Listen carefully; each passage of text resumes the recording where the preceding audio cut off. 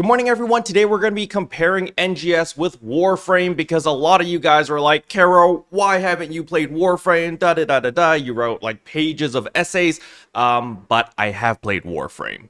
Now, before we jump into the rest of the video, if you're new to the channel, I upload NGS content daily, so if you do play this game, I would really appreciate a subscribe, as it really helps out the channel. Anyway, without further ado, let's begin the video.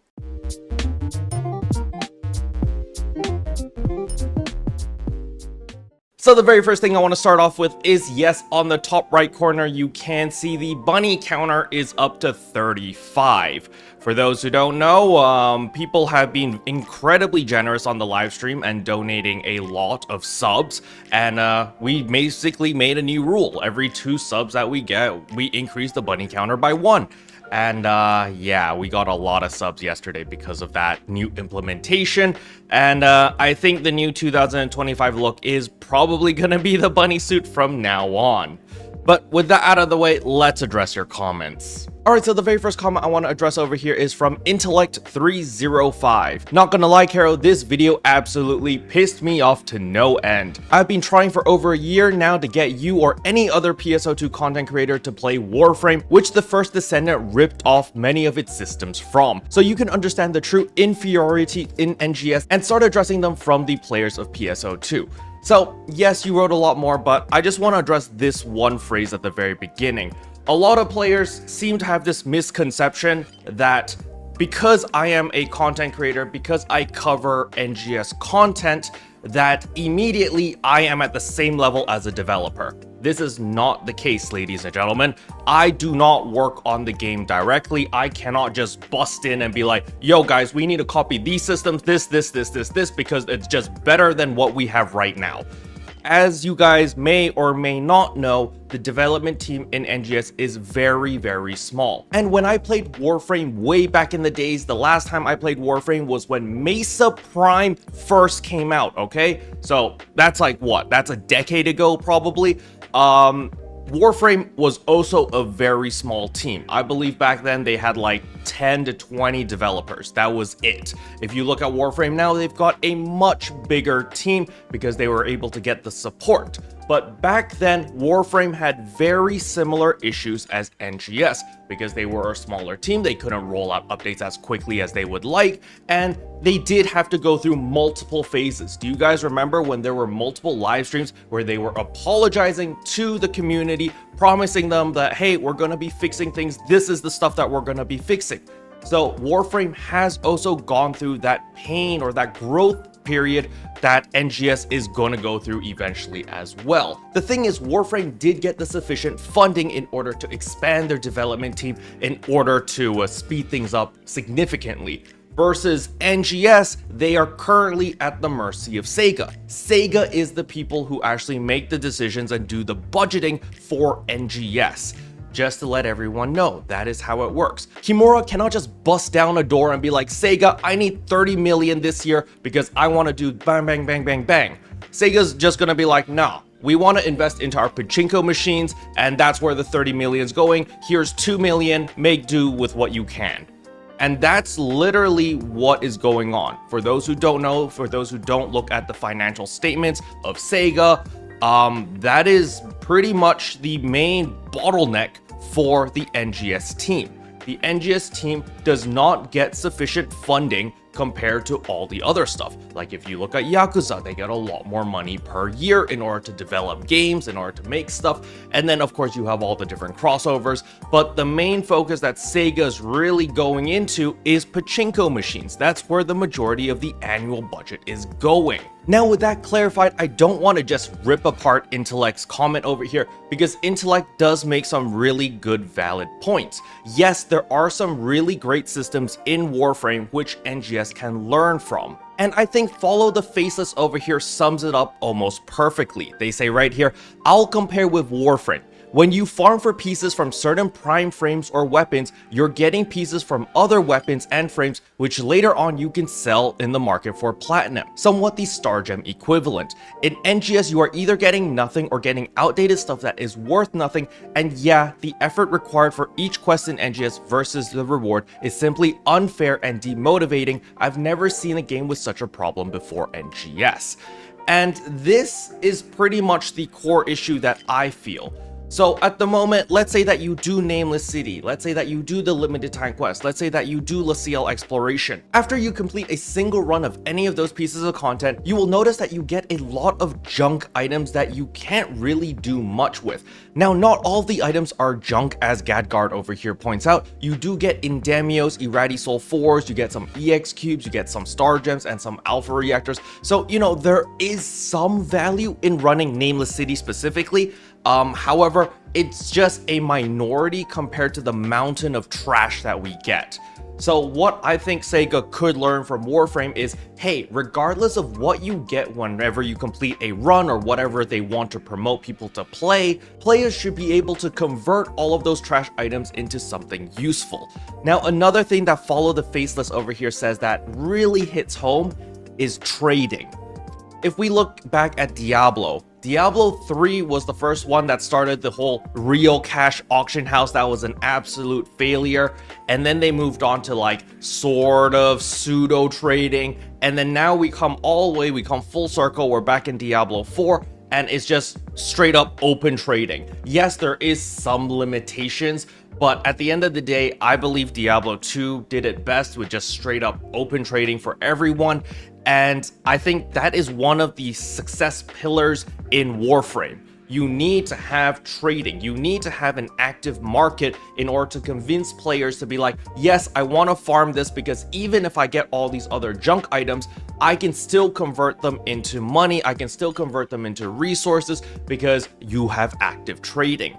Yes, we do have the player shop right now. However, the player shop is time gated for a lot of the players. I want to say a large majority of my viewers are free-to-play players. If you're a free-to-play player, you get to use the shop 3 days every single month. It's kind of ridiculous. So, like, you know, the large part of the community is just locked behind the marketplace. They just can't use it. But I understand where Sega's coming from on like why they were so hell-bent on stopping trading. And the reason was actually super simple. It was because of RMT, or real money trading. They didn't want people to, you know, start spending money and buying Meseta and, you know, doing all that junk. But what I feel like is they can literally take a page out of WarFrame and just be like, hey man, you can convert your star gems, or I don't really know if platinum is actually the same equivalent to star gems. I thought platinum was the premium currency.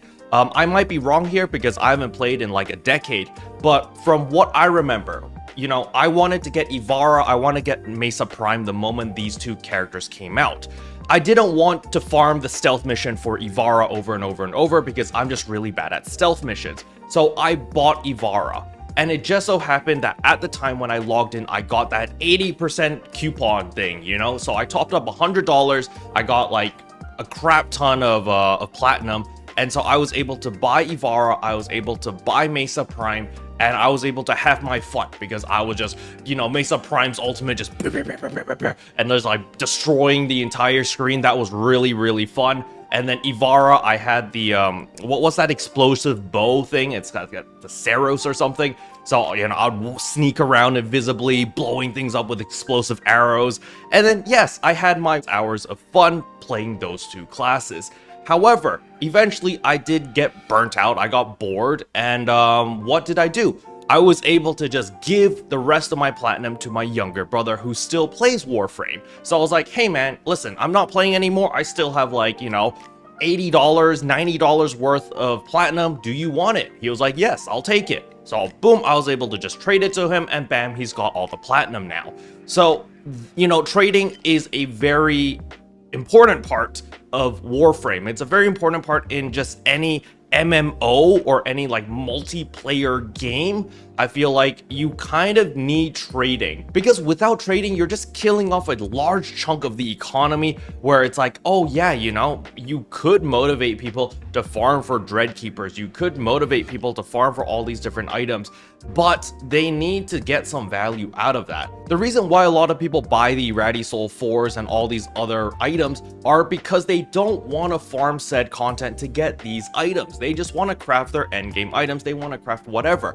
And you know, this is kind of the economy, you know, they need something like this to stimulate the economy in order to convince people that, hey, you're not wasting your time farming this limited time quest, because by farming this limited time quest, first of all, you have a chance. Yes, the majority of players are not going to get it, but there is a chance of getting the jackpot item. That is the golden item that a lot of people are going to want, is the weapon camo. You get that, boom, that's 70 million Meseta and you've hit the jackpot, you are super rich now. However, other than that jackpot item, there needs to be other incentives for people to farm for. Like if we look right now, you know, Dreadkeepers. Dreadkeeper 5 is an absolute pain in the ass to farm for. We need more ways to farm for Dreadkeeper 5 in order to craft our Grand Dreadkeeper 1s and Grand Dreadkeeper 2s.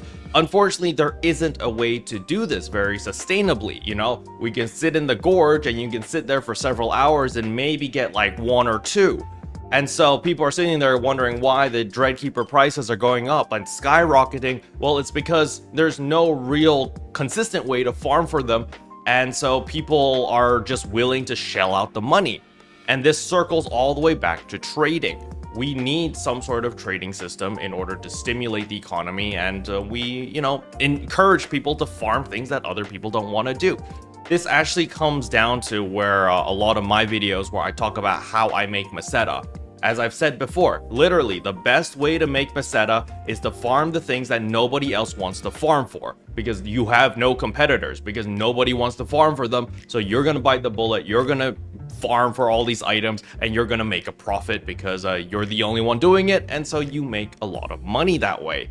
But, you know, this is just me as a creator talking to you guys, explaining my frustrations, explaining what I feel about the game. At the end of the day, I don't have any sway in making the development team change a specific thing, you know? Yes, we can vent our frustrations in the comment section below. We can vent our frustrations in my videos and stuff like that. But at the end of the day, the ball is in the developer's hands. It's not in my hands, all right? So getting mad at me for not playing a certain game, I mean, yeah, it's your right. You can say it in the comment section if you want. Personally, I don't really mind it at all because I read all the comments. I just don't reply to most of them. But please don't assume that I am part of the development team, because I'm not. If I was part of the development team, I would take a lot more risks. And, you know, I think that might be a bad thing in some degree, because I would be a lot more reckless in a lot of the changes, and some people might not like that. Some people prefer a stable ship. For me, I go full send on one end, full send on another end, and then we'll just keep going like that until we find the balance point, which probably is not the best idea, and that is actually why I am not a developer, because I take too many risks, and I might possibly kill the game if I go like that. So yes, be thankful that I am not a developer and that I am just a regular old player just like you that just covers content and creates content of NGS. Special thanks to all the members for supporting the channel. It really means a lot to me. Thank you again. But yeah, that's all I wanted to cover in today's video. Hopefully you guys found that helpful. If you did, I would appreciate a like and a subscribe, and I'll see you guys in tomorrow's video. Bye.